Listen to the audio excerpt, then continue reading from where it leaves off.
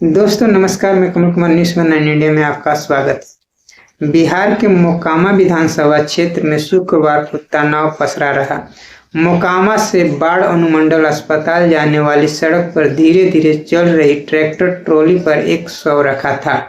इस tractor trolley पर कभी आरजेडी उम्मीदवार वीणा देवी चढ़ती तो कभी जनसुराज उम्मीदवार प्रियदर्शी पीयूष। अमर्यादित शब्दों का इस्तेमाल करते लोगों का समूह अस्पताल की तरफ जिस शव को लेकर गया वो दुलार चंद यादव का था। 1980 और 1990 के दशक के बाहुबली दुलार चंद यादव की बीती 30 अक्टूबर की दोपहर मोकामा में हत्या कर दी गई। इसके बाद से मोकामा विधानसभा क्षेत्र राष्ट्रीय स्तर पर सुर्खियों में आ गया है। साल 1990 से सिर्फ एक विधानसभा काल यानी 5 साल को छोड़कर इस सीट पर बाहुबली अनंत सिंह के परिवार का कब्जा रहा है।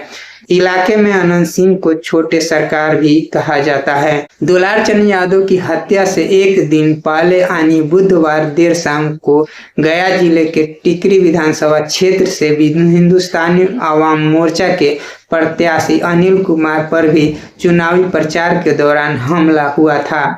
इस चुनावी सरगर्मी के बीच सिवान जिले के दौरौंदा थाना क्षेत्र में अनिरुद्ध कुमार नाम के एएसआई की हत्या कर दी गई। चुनाव के दौरान हो रही हिंसा की ये घटनाएं बिहार में अतीत में चुनाव के दौरान होने वाले हिंसा की याद दिलाती है। हिंसा की इन घटनाओं को लेकर सोशल मीडिया पर काफी हलचल है। खास तौर पर दुलार चंद यादव की हत्या को लेकर दुलार चंद बिहार की राजनीति के दो प्रमुख नेता नीतीश कुमार और लालू यादव दोनों के ही काफी करीबी रहे थे। वरिष्ठ पत्रकार विकास कुमार झा ने अपनी किताब बिहार क्रिमिनलाइजेशन ऑफ पॉलिटिक्स में लिखा है, मुंगेर से लेकर बेगूसराय के दियारा इलाके में क्रिमिनल गैंग खुलेआम ऑपरेट करते हैं। दुलार चंद यादव भी इस इलाके में बहुत सक्रिय था। साल 1991 में बाढ़ में हुई लोकसभा उपचुनाव में लालू यादव ने दुलार चंद को सार्वजनिक तौर पर सम्मानित किया था। एसोसिएशन ऑफ डेमोक्रेटिक रिफॉर्म्स के बिहार कोऑर्डिनेटर राजीव कुमार कहते हैं, इस बार सभी उम्मीदवारों का विश्लेषण होना बाकी है, लेकिन जिन विधायकों पर गंभीर आपराधिक मामले लंबित हैं, साल 2015 में उनकी तादाद 40% और 2020 में 51% थी। इस बार जाहिर तौर पर ये बढ़ेगा। बाहुबली उम्मीदवारों की जीतने की संभावना ज्यादा होती है क्योंकि उनके पास पैसा, पावर और पूरी व्यवस्था में एक तरीके की सामाजिक स्वीकार्यता भी होती है। पहले पॉलिटिकल पार्टी इन बाहुबली उम्मीदवारों को चुनती है। दुलार चंद यादव की हत्या जिस मोकामा विधानसभा क्षेत्र में हुई है वह बिहार की हॉट सीटों में से एक है।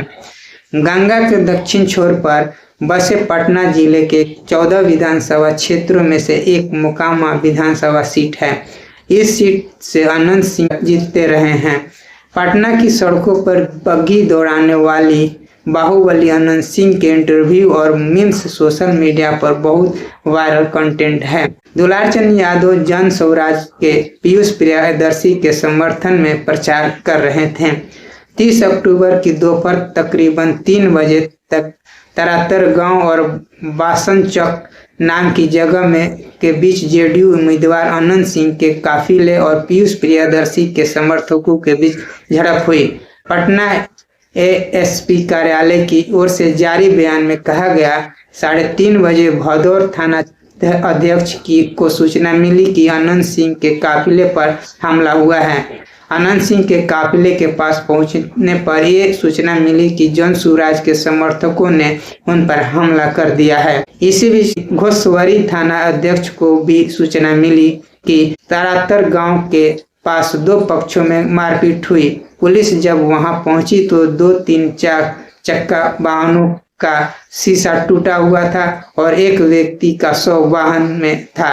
इस व्यक्ति की पहचान दुलार चंद यादव के तौर पर की गई। पुलिस आसपास के सीसीटीवी कैमरे खंगाल रही है।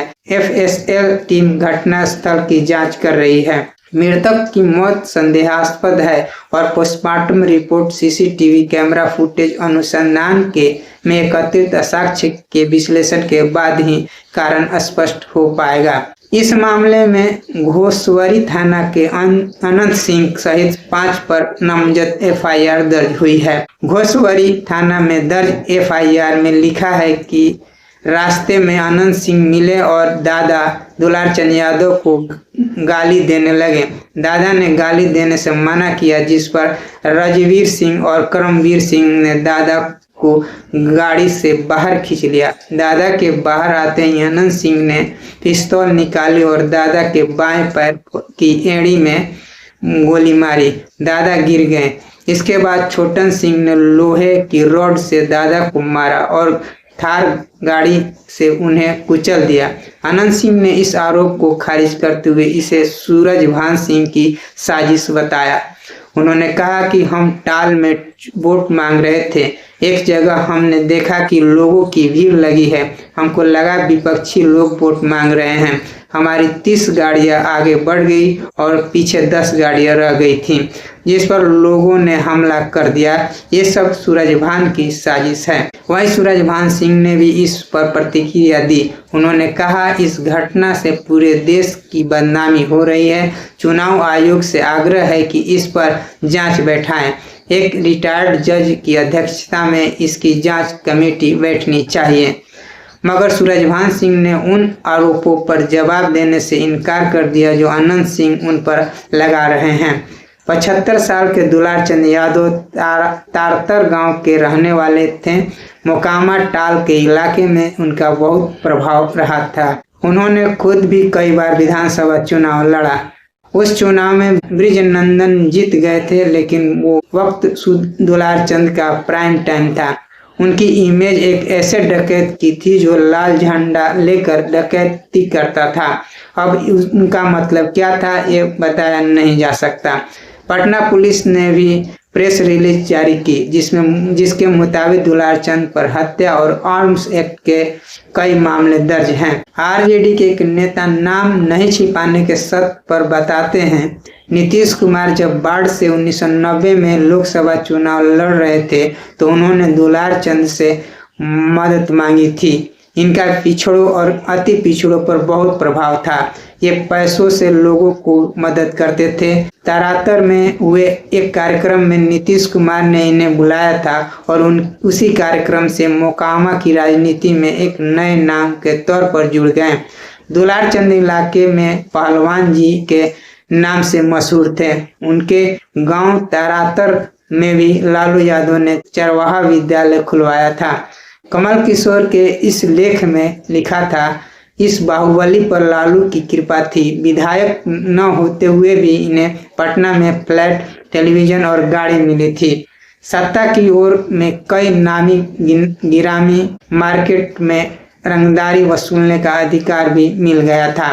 हालांकि बाद के दिनों में वो लालू प्रसाद यादव से दूर हुए, लेकिन फिर आरजेडी के नजदीक भी आ गए। दुलारचंद यादव हाल के दिनों तक आरजेडी सुप्रीमो लालू प्रसाद यादव के बेटे तेजस्वी यादव को ही मुख्यमंत्री बनाने की बात दोहराते रहे।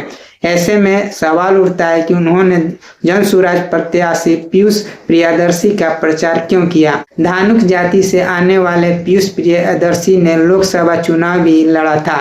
दुलारचंद यादव चाहते थे कि इस बार आरजेडी पीयूष प्रियदर्शी को टिकट दे, लेकिन आरजेडी ने वीणा देवी को टिकट दिया। पीयूष प्रियदर्शी ने Tata institute of social science से मास्टर इन सोशल वर्क किया है। साल 1990 और 1995 में यहाँ से दिलीप सिंह की जीत के बाद साल 2000 के चुनाव में सूरजभान जीते, लेकिन साल 2005 में अनंत सिंह यहाँ से लगातार 5 चुनाव जीत चुके हैं। अनंत सिंह के जेल जाने के बाद साल 2022 के उपचुनाव में अनंत सिंह ने अपनी पत्नी नीलम देवी को खड़ा किया। उन्हें भी यह सीट पर जीत हासिल की। 64 साल के अनंत सिंह साक्षर हैं। उन पर 28 आपराधिक मामले लंबित हैं। वह बीते साल अगस्त महीने में ही आर्म्स एक्ट के एक मामले में बरी होकर जेल से बाहर आए थे। आप देखिए, चुनाव से पहले हमारे पास जो लाइसेंस हथियार है उनकी गिनती होती है, लेकिन यहाँ तो प्रचार प्रसार में भी लोग बंदूक लेकर घूम रहे हैं।